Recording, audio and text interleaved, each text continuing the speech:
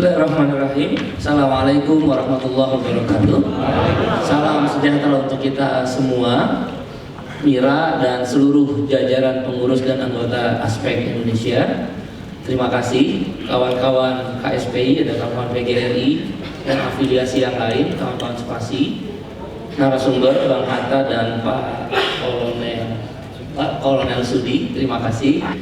Saya ada beberapa hal saja karena waktu yang agak terbatas. Pertama, bagi KSPI dan Gerakan Buruh di Indonesia menyikapi maraknya atau berbondong-bondongnya tenaga kerja asing, wabil khusus dari Tiongkok, kita menolak keras kebijakan yang walaupun secara resmi disangkal oleh Menteri Tenaga Kerja. Karena kalau dibilang itu bukan kebijakan daripada pemerintah, dalam hal ini Kementerian Tenaga Kerja, kalau Anda pergi ke Bandara Soekarno-Hatta atau beberapa bandara yang kecil ya, di Kowane, Sulawesi Tenggara, di Banjar, di daerah Bali dan beberapa daerah-daerah lain, itu datangnya itu 200 orang, bahkan 340 orang, tergantung jenis pesawatnya, secara bersama-sama. Jadi nggak bisa kalau kemudian Menteri Tenaga Kerja mengatakan bahwa itu adalah pekerja yang secara kebijakan pemerintah tidak menjadi kebijakannya berbondong-bondongnya tenaga kerja asing. Itu paling gampang. Teman-teman media saya rasa juga bisa mengukur itu. Yang kedua, kita ingin bertanya kalau begitu, kenapa bangsa ini membutuhkan investasi? Kan pertumbuhan ekonomi itu, economic growth itu ada 4 kalau mau mengukur economic growth. Pertama adalah investasi, yang kedua adalah konsumsi, ya konsumsi itu baik konsumsi yang kita konsumsi lah, baik makanan maupun non makanan. Yang ketiga adalah government expenditure atau belanja pemerintah, baik pemerintah pusat APBN maupun pemerintah daerah APBD. Baru yang keempat adalah net export, ekspor kurang impor. Kalau impor besar berarti defisit, kalau ekspor besar berarti surplus. Cara mengukur pertumbuhan ekonomi itu begitu. Jadi kalau investasi meningkat, diharapkan pertumbuhan ekonomi meningkat, baik foreign investment maupun domestic investment, baik investasi dari luar negeri maupun investasi dari domestik. Kalau konsumsi meningkat, yang beli motor makin banyak dari bulan ke bulan, yang beli makanan banyak, yang beli rumah banyak, yang beli cabai banyak, itu namanya konsumsi. Kalau dia meningkat, maka pertumbuhan ekonomi meningkat. Begitu pula belanja pemerintah, kalau dia meningkat, diharapkan pertumbuhan ekonomi juga meningkat.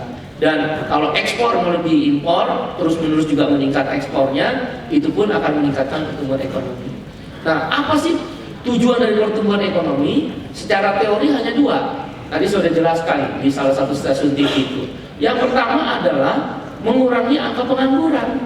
Jadi kalau ekonomi tumbuh dengan 4 parameter, memang ada parameter yang lain. Ini saya melakukan pendekatan dari sisi pengeluaran. Dalam ilmu ekonomi itu disebut expenditure approach.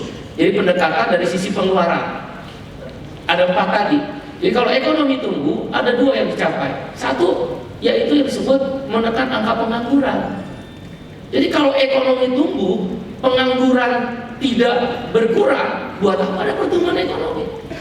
Berarti pertumbuhan ekonomi itu dinikmati oleh kalangan menengah atas. Jadi kalangan menengah bawah itu tidak menikmati pertumbuhan ekonomi, dia penonton. Lihat orang makin kaya, lihat mobil-mobil mewah berseliweran. Anda naik bis untuk mati aja bayar kan di Jakarta, naik bis, naik metro mini, tahu nggak naik metro mini? Sampai di pintu-pintu gelautan gitu kan, itu mau mati kan bayar. Bagaimana cerita orang mau mati aja bayar karena saking sistem transportasinya begitu buruk di Jakarta sebagai contoh ibu kota. Yang kedua, tujuan pertumbuhan ekonomi itu kan mengurangi angka kemiskinan. Nggak mungkin angka kemiskinan itu bisa dikurangi kalau orang nggak punya pekerjaan. Sederhana sebenarnya, kalau pemerintah negara manapun, kalau dia ingin mengurangi orang miskin, kasih kerja. Karena rakyat itu, masyarakat, status apapun, tentara, polisi, swasta, pegawai negeri, kalau dia kerja, maka angka kemiskinan itu akan turun. Makanya itu selalu dalam ilmu ekonomi keterkaitan, menekan angka pengangguran, mengurangi angka kemiskinan. Caranya gimana Bung Iqbal? Secara ekonomi, mengejar pertumbuhan ekonomi. Maka betul Mira, kita setuju kok investasi masuk, kita setuju kok konsumsi dinaikin terus, daya beli ditingkatkan, kita setuju kok ada ekspor impor. Yang kita nggak setuju adalah ketika yang disebut dalam ilmu ekonomi paradox economic growth, yaitu ketika ekonomi tumbuh, kemiskinan naik. Kan faktanya BPS bilang angka kemiskinan di Indonesia tahun 2016 naik 869.000. Padahal pertumbuhan ekonomi walaupun dibilang melambat dengan 4,9%, pemerintah masih mengklaim bahwa kita nomor 5 di Asia Pasifik. Nah kalau begitu, untuk apa pertumbuhan ekonomi nomor 5 di Asia Pasifik itu? Kalau secara kasat mata pun pemerintah mengumumkan melalui BPS angka kemiskinan naik 869 orang. Yang kedua, angka pengangguran naik dari catatan saya sekitar 6,17% menjadi 6,73%. Kalau begitu, kenapa? Apa yang terjadi? Apa yang paradoks dengan pertumbuhan ekonomi itu? Oh, jawabannya sederhana, dijelasinlah sama Bappenas dan dijelaskan juga oleh Bank Dunia bahwa angka pertumbuhan ekonomi di Indonesia yang makin tumbuh diiringi dengan angka Gini rasio yang juga makin tumbuh. Apa itu angka Gini rasio, Bung Iqbal? Untuk menjelaskan posisi kita tentang TKA ini ya, kenapa KSPI keras terhadap kebijakan TKA yang menyimpang dari perintah konstitusi. Bahkan nanti pada sisi pertahanan tidak menutup kemungkinan mereka mata-mata. Gimana mungkin 2 orang dari pekerja Tiongkok ilegal masuk di pangkalan militer? Itu berbahaya itu, kecolongan secara pertahanan. Belum lagi dia pura-pura bisa pakai Pokemon. Di situ ada sebenarnya adalah alat yang canggih untuk memotret geologi, memotret sistem radar, memotret sistem pertahanan. Wah itu bahaya. Judulnya aja TKA. Itu berbahaya untuk kita. Nah, saya balik lagi supaya paham kawan-kawan secara singkat. Itu kemudian dijelaskan kenapa angka kemiskinan meningkat, angka pengangguran meningkat, padahal pertumbuhan ekonomi tetap masih ada nomor 5 di Asia Pasifik. Yang disebut ketahuanlah Gini rasio. Apa itu Gini rasio, Bung Iqbal? Gini rasio adalah mengukur pendapatan tertinggi dan terendah.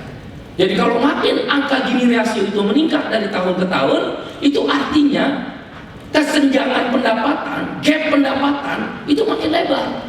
Misal 2012 0,36, 2014 0,39, 2014 0,4, 2015 0,41, Bank Dunia mengumumkan 2016 0,42. Padahal ekonomi tumbuh. Jadi ini menjelaskan yang kaya makin kaya, yang miskin makin miskin. Kenapa? Karena pertumbuhan ekonomi itu hanya dinikmati oleh sekelas di middle up class, kelas menengah atas. Saya nggak mau pura-pura sebagai presiden buruh pura-pura miskin. Saya kelas menengah. Saya menikmati benar pertumbuhan ekonomi itu. Punya rumah lebih, punya tabungan, punya bisa lebih dari 1 kendaraan. Tapi Anda lihat secara bersamaan banyak orang tidur di kolong jembatan, di rumah-rumah kardus, buruh yang bekerja 30 tahun tetap miskin. Beli rumah aja udah nggak mampu. Coba logika, harga rumah 120 juta untuk tipe 30, DP-nya 30%, 30% kali 120 juta, 36%. Angkat di ruangan ini yang punya uang 36 juta. Artinya kamu nggak bisa beli rumah. Muka-mukamu itu menjelaskan kamu nggak akan punya rumah. Terus cicilannya 10 tahun, cicilan 10 tahun berapa? Itu kira-kira sekitar 1,7 juta. Berapa UMR di Jakarta? 3,1 kurang 1,7 juta. Kira-kira berarti 1,4 juta. Makan di situ, anak sekolah di situ, belajar di situ, beli baju di situ, beli sepatu di situ. Itu yang menjelaskan kesenjangan pendapatan. Sama tentara pun prajurit-prajuritnya, kalau panglimanya nggak keras untuk mendapatkan bantuan dari negara, nggak akan pernah punya rumah. Berapa gaji prajurit? Berapa gaji-gaji polisi-polisi yang ada di jalanan-jalanan yang membantu keamanan? Gak akan. Ini persoalan tentang kesenjangan ekonomi. Saya setuju, kita tidak anti investasi, kita tidak anti kepada orang kaya, kita tidak pernah bermusuhan dengan para pemilik modal. Yang kita persoalkan, kamu boleh kaya dan mendapatkan keuntungan, secara bersamaan jangan miskinkan kaum buruh atau pekerja di Indonesia. Itu ya. Ukurannya apa Bung Iqbal? Kurangin dong angka Gini rasio. Itu tugas negeri. Kita memilih pemerintahan untuk memimpin negeri ini. Itu tugas negara. The welfare state, negara yang sejahtera. Perintah keadilan sosial bagi seluruh rakyat Indonesia. Itulah inti welfare state. Not justice for half people. Keadilan bukan untuk segelintir orang. Karena ekonomi tumbuh, kemudian dia bisa mendapatkan.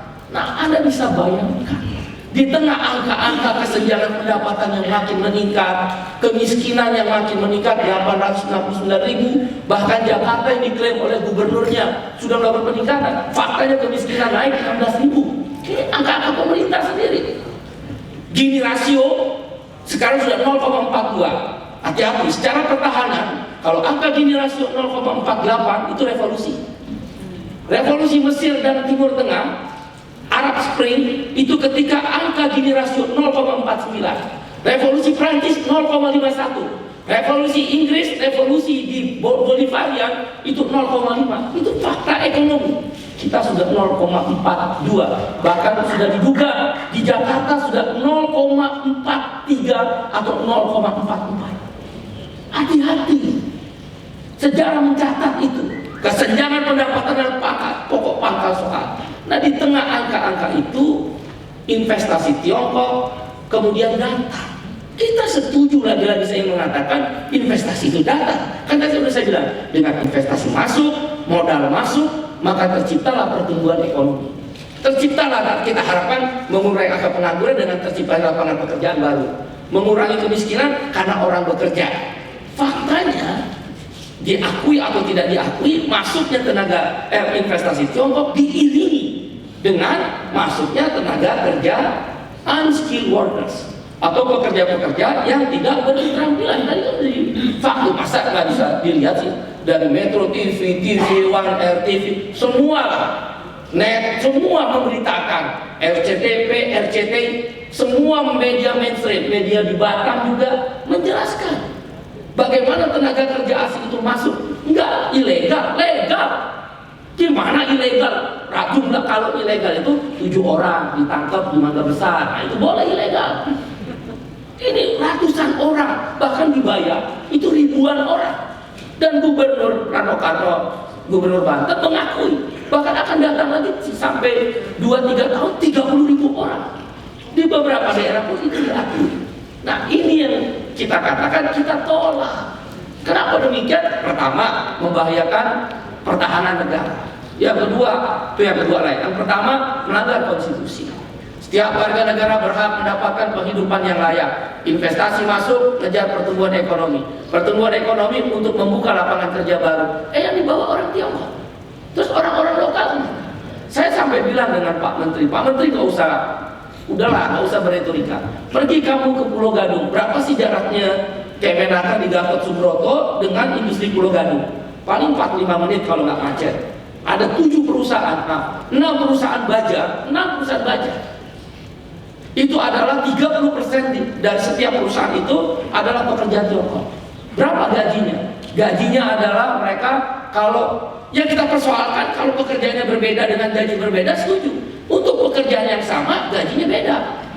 Supir forklift, supir dari bosnya, kemudian operator, tukang gardu, bahkan yang paling memiriskan, tukang masak pun dari Tiongkok. Halal haramnya udah gak jelas kita itu. Berbahaya. Ini negeri Indonesia. Kita bukan anti Tiongkok, anti Cina, nggak ada urusan tentang itu. Yang kita persoalkan tentang kan investasi masuk, pertumbuhan ekonomi, terbuka lapangan kerja. 30% di Pulau Gadung dari 6 perusahaan itu adalah pekerja Tiongkok. Berapa gajinya? Untuk supir forklift yang sama, orang Indonesia 2,8 juta di bawah UMR. Berapa gaji orang Tiongkok untuk pekerjaan yang sama? Karena dia dibayar yuan kan, sekitar 10 sampai 27 juta. Pergi ke pekerja Telkom dan Indosat, pekerja-pekerja asingnya, berapa disparitas? Jangan mentang-mentang Anda white collar, Anda tidak terancam, sangat terancam. Kalau Huawei masuk, perusahaan telekomunikasi raksasa Tiongkok, seperti masuknya punyanya Singapura ini, Sintel, Anda akan menghadapi suasana yang lebih kompetitif terhadap disparitas upah. Itu baru tingkat upah, belum lagi perlakuan. Dan bagaimana negara bisa kemudian membatasi ketika Huawei masuk dengan cara dia memberi pasar saham, apakah Indosat, Telkomsel dan lain sebagainya. Dari mana menjaga pertahanan negara? Karena itu sistem komunikasi yang berat, belum lagi disparitas tentang upah-upahnya. Oleh karena itu sikap kita jelas, stop untuk berbondong-bondongnya pekerja asing karena bertentangan dengan konstitusi, yaitu setiap warga negara berhak mendapat penghidupan yang layak, dan pertumbuhan ekonomi adalah menekan angka kemiskinan. Orang menjadi penonton, kamu pergi ke Bayang, Rusdi saya utus untuk sama dengan Pak Haryanto, dia dibayar, penonton penduduk di sana. Ya ada kerja, tukang gado-gado, tukang tempel, tukang sapu dari pekerja-pekerja di di mes-mesnya. Menjadi tamu di negerinya sendiri, menjadi asing di negaranya sendiri. Ini yang jadi persoalan buat kita. Mungkin Presiden Jokowi tidak mungkin lah sampai ke sana. Menterinya jangan sibuk membela diri. 0, sekian, dia bukan petugas BPS. Kalau dia bukan jadi petugas BPS, saya jangan jadi menteri. Ngapain jadi menteri? 0, sekian. 2, 3, 4, 5, 10, sejuta, 2 juta, itu rakyat. Ancaman tentang tidak mendapatkan penghidupan yang layak sesuai perintah konstitusi. Itu sikap kita. Apalagi bukan kita anti Cina ya. Tiongkok itu dia punya diaspora yang kita sebut, mungkin Bang Hatta dan jelasin, Cina-Cina tahun itu. Dan kalau orang Tiongkok itu kalau udah netap, tahan dia. Bahkan nikah sama orang pribumi akulturasi. Setelah itu menguasai, makanya sampai sekarang bikin aturan untuk dagang orang-orang Tiongkok, dia hanya boleh tingkat kabupaten kota. Sekarang siapa pemilik Alfamart? Siapa pemilik daripada Indomaret? Di setiap ujung desa berhadapan-hadapan Alfamart dan Indomaret. Nanti kalau retailnya Tiongkok masuk, berhadapan-hadapan lagi. Anda bisa bayangin, pekerja retailnya itu orang Tiongkok. Retail anggotanya aspek ya. Hero Lotte itu tinggal itu siapa? Japan itu akhirnya ketua PUK-nya dari Tiongkok. Diganti si Japan. Ya kan, bisa aja. Kalau lebih banyak orang Tiongkok daripada orang lokal, kan pemilih PUK suara terbanyak. Kalah Japan orang Tiongkok. Ya kan? Oleh karena itu kawan-kawan, sikap kita di situ. Kita tidak anti kepada asing. Kita butuh investasi. Tapi investasi yang berkeadilan. Yang kali tujuan pertumbuhan ekonomi menekan angka kemiskinan, menciptakan lapangan kerja baru agar angka pengangguran berkurang. Kita bukan tidak setuju dengan investasi masuk. Kita menginginkan investasi agar punya lapangan pekerjaan yang baru. Yang kita tidak setuju itu tentang rasa keadilan tadi. Bahkan nanti dari sisi keamanan, pertahanan, dari Kemenhan bisa menjelaskan apa sisi lain. Kalau saya sih bahaya, bisa masuk pangkalan militer sekelas Halim. Halim itu pangkalan militer yang sangat ketat, radar itu ketat, bisa masuk, itu berbahaya. Akhirnya saya mengucapkan mohon maaf kalau ada kata-kata tidak berkenan, semoga bermanfaat. Dan kalau pemerintah tetap begitu, KSPI aspek di dalamnya bersama afiliasi yang lain dan serikat buruh yang lain, kita adalah garda terdepan untuk melakukan perlawanan kebijakan tenaga kerja asing. Perlawanan terhadap tenaga kerja asing, Anda yang di Indosat, Anda yang di Telkomsel, Anda yang ada di retail, Anda yang ada di Telkom, ancaman itu sudah di hadapan kita. Tapi bukan berarti kita menggunakan berbagai cara. Kita hanya ingin mengingatkan pemerintah, kamu telah melanggar aturan-aturan konstitusi. Itu aja. Kalau kamu nggak mau dengar, ya turun ke jalan, aksi besar-besaran, kuasai semua tempat-tempat, lumpuhkan keadaan, baru pemerintah dengar kita. Tapi kita nggak lakukan itulah sampai pemerintah mau dengar kita. Terima kasih. Wassalamualaikum warahmatullahi wabarakatuh.